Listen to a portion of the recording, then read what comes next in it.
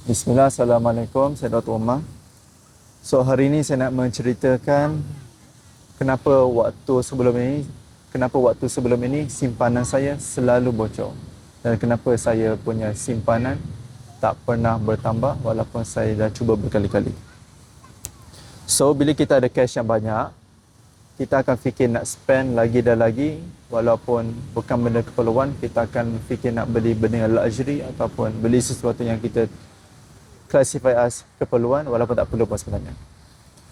Tapi bila kita mula simpan emas, psikologi di sebalik emas ini ialah semakin banyak emas kita beli, semakin kita rasa nak simpan lagi dan lagi.